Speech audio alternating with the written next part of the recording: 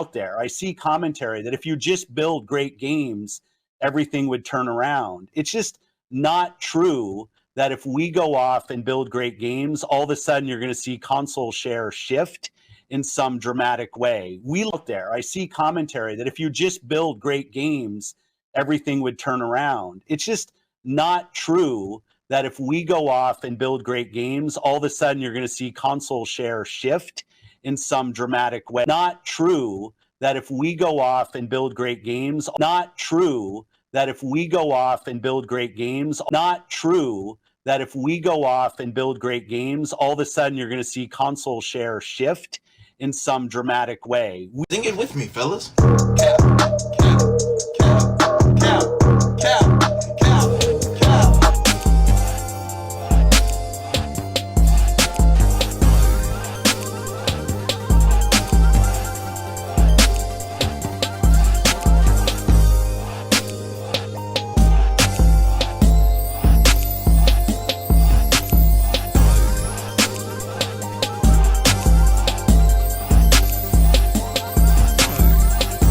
What's good, YouTube? It's your host, Axel Rose, the Shogun with the slogan, and you are now watching MVP Magazine. And oh boy, it seems there may be some trouble in the town of Xbox. But it's just the truth of the matter is that when you're third place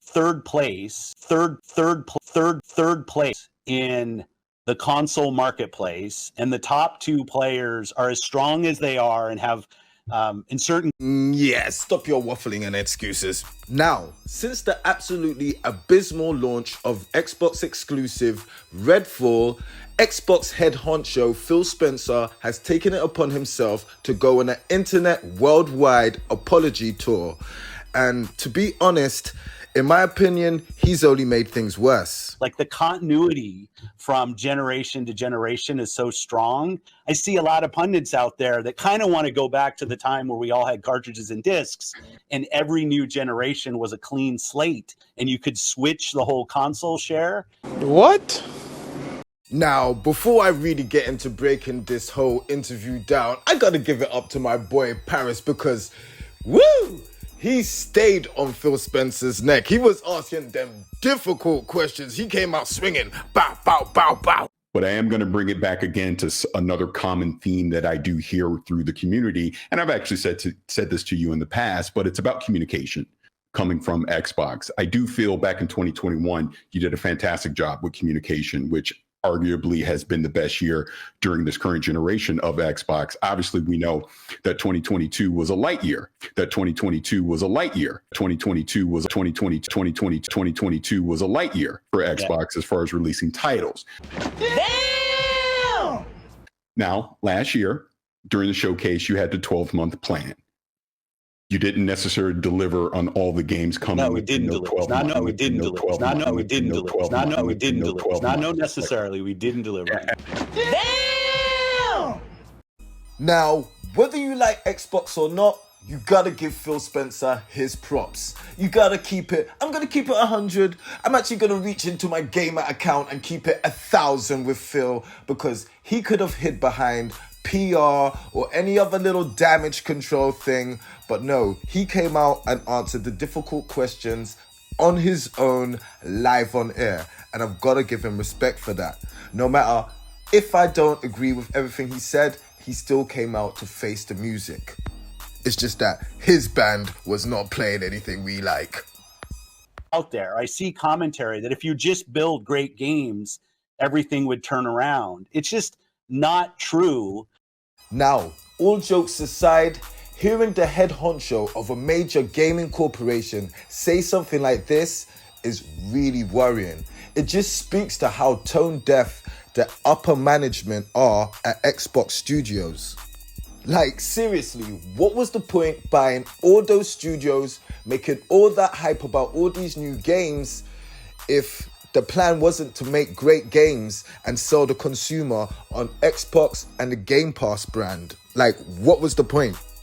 Have you forgotten that in only 2017, Nintendo went from digital rags to riches with the release of the Switch? Whether you like it or not, every month for that first year, Nintendo had a banger lined up. Mario Kart, ARMS, Splatoon 2, all of that. Great games turn around fortunes. And Microsoft definitely have the money, and now they have the studios. So what is the issue? Platform warriors out there right now crowing about the fact that Redfall has underperformed. Just want to point this out as a creative. Every time somebody takes a big bet, especially a big AAA bet on an original idea, a new IP, and it fails, everybody suffers. It's bad for everybody. What? Bro, what are you talking about, man? No, it is not bad for everybody.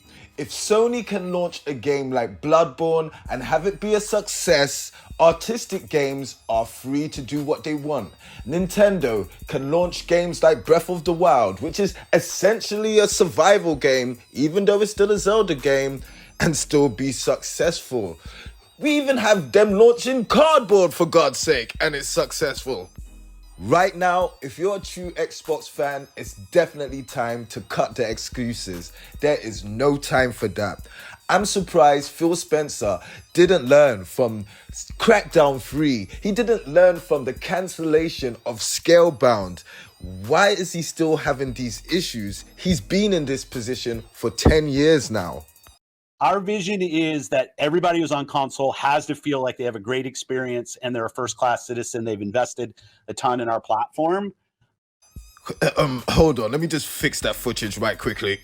Our vision is that everybody who's on console has to feel like they have a great experience and they're a first-class citizen. They've invested a ton in our platform. Yeah, because when I see games like Crackdown 3, State of Decay, and Redfall, I think first class experience. Oh my gosh. Now, seriously, if games like Battletoads and Redfall are what Phil Spencer calls a first class experience, I just really don't know what to say. Like, so much is going wrong over at Xbox, I don't even feel like making any jokes right now. It literally feels like I'm kicking Xbox while they are down. I see commentary that if you just build great games, everything would turn around. It's just not true. It's just not true. I love that clip. It sounds like he's about to cry. But yes, people. Now, hearing Phil Spencer say that making AAA games isn't exactly the Xbox brand's focus, that is very worrying. Especially because they're going to still try and make us pay that AAA money. I know you saw that Game Pass price go up. Now, in the interview, Phil Spencer was talking all of this nonsense about being creative and letting creatives do what they have to do, whilst being the same guy responsible for cancelling titles like Phantom Dust and Scalebound. Bro, what are you talking about? Now, sometime in June, Microsoft will be having a brand new Xbox showcase where they will be announcing and revealing some new titles. Now, usually I'd be a little bit hyped, but at this point, I'm not gonna lie. Microsoft haven't had their fingers on the pulse of gaming for a long time. So I'm pretty much expecting them to come with some Minecraft RPG or Fable top-down pinball game or something just that we just don't want or need. So yeah, I am really interested to see what the community thinks about Xbox and what's going on. Do you think that Starfield will be able to turn it around and knock Sony and Nintendo out of their park? Do you think this Xbox showcase has the games to turn it around?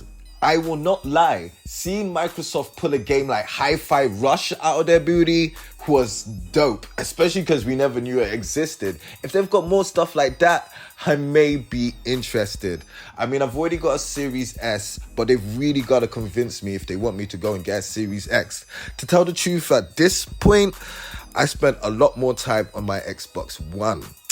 And to tell the truth, I've got an interesting story to tell you guys about the Xbox One. I actually picked another one up for £20 the other day. Yeah, good stories to tell, good stories to tell. But yes, let me know what you think about Microsoft and what's going on, and holler at your boy. Make sure you like and subscribe, and we out. Sayonara.